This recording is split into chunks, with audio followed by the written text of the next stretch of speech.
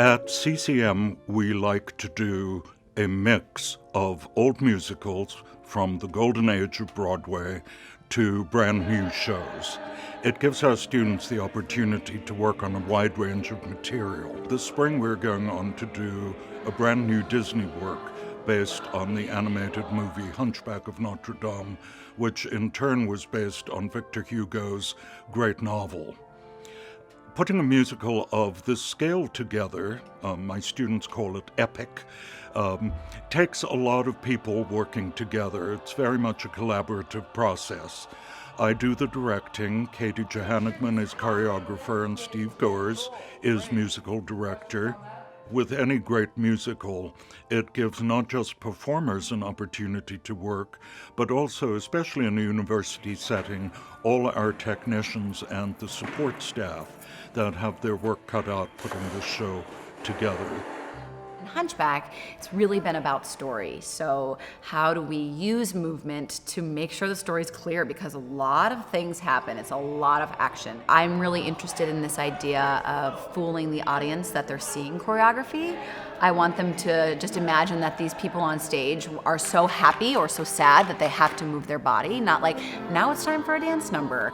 Fool them as to where the line comes from just like walking across the stage to dancing across the stage. There's this really great number called the Tavern Song. That's been my favorite so far, is exploring how do we get this like really fun, big show-stopping number packed into a really short amount of time. My job is basically to interpret the composer's intention through the vision of the director. So before I even get with the director, I'm in with the score to really figure out what it was that the composer was intending. Hunchback is kind of a special case. Truly, it has two separate and distinct ensembles. You literally have an onstage cast that's playing all the roles, doing all the onstage action, while you have a full choir offstage singing something completely different, mostly in Latin, that is helping to enhance what's happening on stage and drive the story.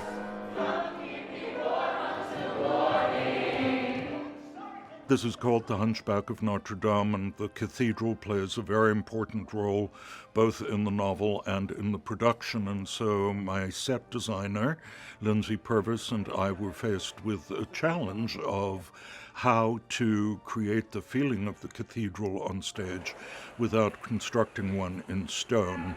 When I do a design here, I will start first with a discussion with the director, talking generally about what the show means to them, what they want the audience to feel when they see the show. Aubrey Berg is a very involved director, and for him, this show was very important that we had many levels, that we implied all of the height of Notre Dame, this idea of space continuing on and on up into the rafters of the church without actually putting a church on stage. I'm very involved with the technical director, the assistant technical director, back and forth talking about the drafting, how exactly we need to make things happen. You want to make sure that the thing that you're drawing, they can build.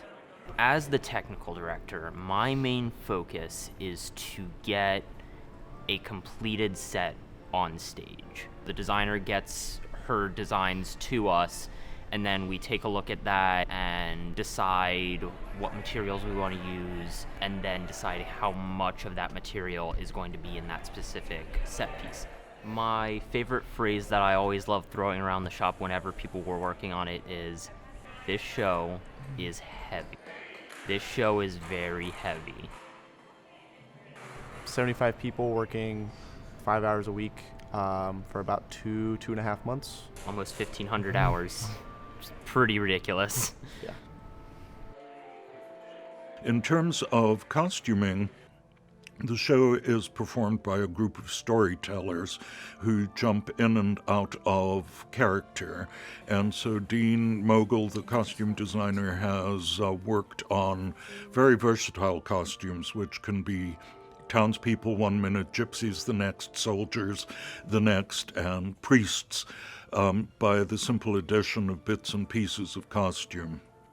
For Hunchback, it's kind of historically set. If you're doing period shows like this, then you probably need to sketch everything out, whether you're going to be buying it from somewhere or making it, so that the entire show can be laid out in front of you to see what it's actually going to look like. So Esmeralda is a little bit more colorful. Frollo, when he's in his red liturgical garments, is a little bit more colorful.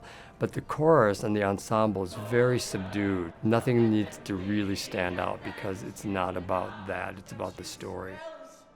As you will see when we unveil the production, every area gets a chance to shine, from sets through costumes and lighting and sound to the actors and dancers themselves. CCM is a super special place because we're working with the most high quality professors and students. We also get to work with Broadway quality sets, costumes, technology, and when we all get to come together and at the very top of our game, it creates nearly a Broadway product.